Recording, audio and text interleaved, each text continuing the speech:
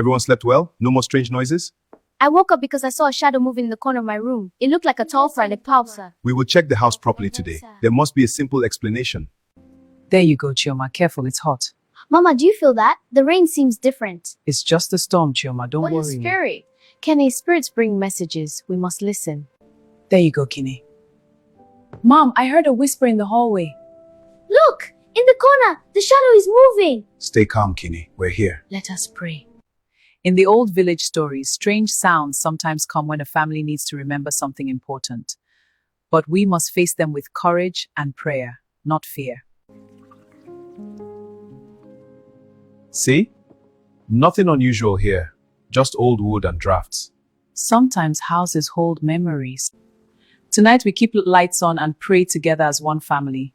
God watches over us. Amen.